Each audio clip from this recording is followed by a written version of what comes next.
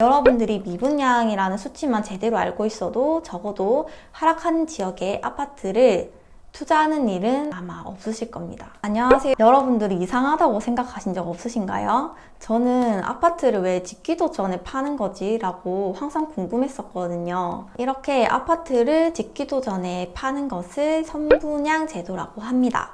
이 선분양 제도는 우리나라에서밖에 쓰지 않아요. 1970년도에 우리나라의 인구는 급속도로 성장을 하였고 그로 인해서 대규모 주택이 필요를 했죠. 그런데 건설사들의 자금력이 많이 부족하다 보니까 정부에서 생각을 해낸 것이 그럼 미리 팔아서 자금력을 확보한 다음에 짓자라고 해서 그때부터 이어져 온 제도가 선분양 제도입니다. 이렇게 사람들이 아파트를 사겠다라고 신청을 하는 것이 청약이고 신청을 하는 사람들이 많을수록 청약 경쟁률을 세지겠죠. 인기가 많은 아파트들의 청약 경쟁률은 100대 1, 200대 1이 넘어가는 반면 인기가 없는 아파트들은 미달이에요. 1도 채 안 되는 0.2대 1, 0.5대 1로 나오는 경우도 있습니다. 이런 곳은 팔리지 않은 아파트가 계속해서 쌓이게 되고 이것을 미분양이라고 합니다. 대표적인 아파트 하락 신호는 바로 미분양입니다.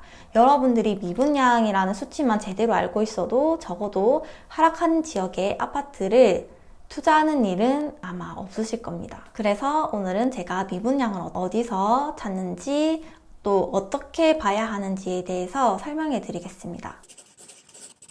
미분양을 보는 방법은 두 가지인데요. 첫 번째 방법은 부동산 지인을 이용하는 방법입니다. 지인 빅데이터 미분양으로 들어가시면 이렇게 미분양 수치가 나오게 되는데요. 전국구로 볼 수 있어요. 예를 들어서 제주특별자치도의 서귀포시를 제가 검색을 해보겠습니다. 이런 것을 미분양 무덤이라고 하죠. 이렇게 미분양이 많은 곳은 진짜로 신축에 대한 수요가 없는 것인지 정확하게 판단을 하고 들어가셔야 됩니다. 서울시 강남구를 제가 한번 볼게요. 거의 4년 동안 미분양이 0이죠. 신축에 대한 수요는 많은데 공급은 많이 부족하다 보니까 이런 결과가 나오고 부산이나 서울처럼 이렇게 구별로 있는 곳은 구별로 꼭 다 봐주셔야 돼요. 부산 진구를 클릭해 볼게요. 이렇게 조금씩 하락을 하고 있고 기장구는 작년부터 거의 제로에 수렴을 하고 있습니다. 미분양이 일정한 곳이 아니라 올랐다가 내려간 곳을 여러분들이 집중적으로 봐주셔야 돼요. 이렇게 미분양을 체크해 주신 다음에 2년 동안의 공급, 대장 아파트의 시세 등을 여러분들이 체크를 해주셔야 합니다. 그런데 밑으로 내려가 보시면 미분양 아파트 상세 검색이 있어요. 어디서 미분양이 났는지 아파트에 대한 정보가 나오는데 경상북도, 충청북도, 충청남도, 전라북도, 전라남도는 없습니다. 여러분들이 이제 어디서 찾아주셔야 되냐면 시청이나 구청에 들어가셔야 돼요. 예를 들어서 충청남도 당진 시청에 들어가 보겠습니다. 검색어에 미분양을 써주세요. 그러면 이렇게 게시글이 나타나는데 5월 말 기준 공동주택 분양 현황에 들어가시면 분양 현황이나 미분양 현황에 들어가시면 돼요. 미분양 통계 보고가 있습니다. 여기 다운을 받으시면 업체별 현황이 나옵니다. 당진시 채운동 양운 내안의 아파트가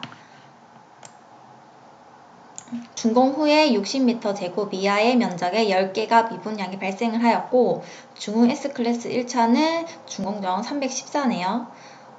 이런 식으로 여러분들이 정확한 데이터를 찾아보셔야 합니다.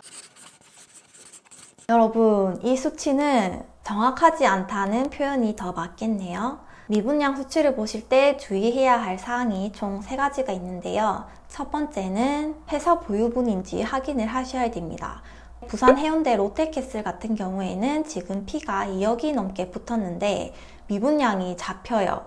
전화해서 알아보니까 회사 보유분이라서 자기들끼리 거래를 한다고 하더라고요. 그럼 이런 정보는 어디서 찾느냐? 분양사무소, 건설사, 부동산에 전화하셔서 찾아보실 수 있습니다.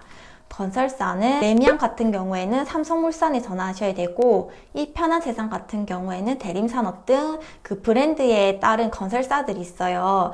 이 대형 건설사들이 제 전화를 받나요? 받습니다. 그리고 관련 부서에 직접 연결을 시켜주세요. 여러분이 전화를 하실 때 미분양 개수 몇 개예요? 라고 물어보시면 절대로 안 가르쳐 주세요. 자기가 사겠다는 걸 꼭 표현을 하셔야 돼요.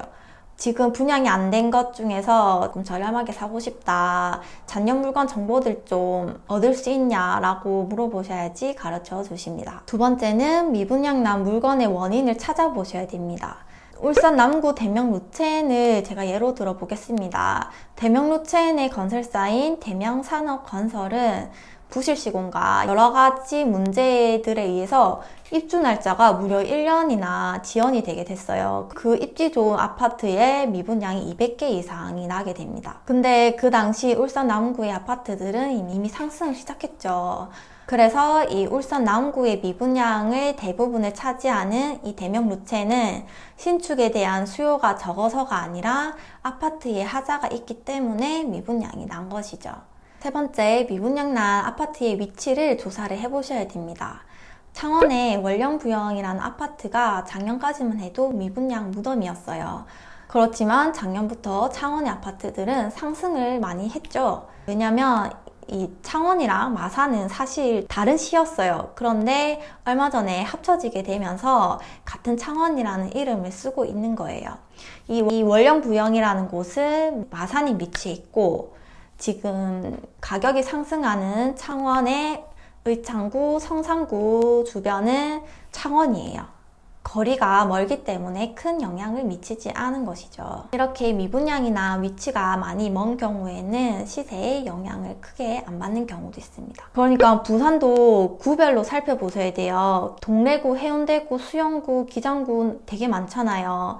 제가 저번에 찍어드린 아파트 하락을 피하는 영상은 결과를 보고, 즉 아파트 시세를 보고 판단을 하는 거였다면, 이번 편에는 아파트의 하락의 원인인 미분양을 보고 하락하는 지역을 피하는 법을 설명해 드렸습니다. 요새는 인터넷 몇 번 클릭만으로도 미분양에 대한 정보를 많이 알 수 있기 때문에 저희 구독자분들은 꼭 미분양 무덤에 들어가지 않으시길 바랍니다. 오늘 영상이 도움이 되셨다면 좋아요, 궁금하신 점은 댓글 남겨주시고 시청해 주셔서 감사합니다.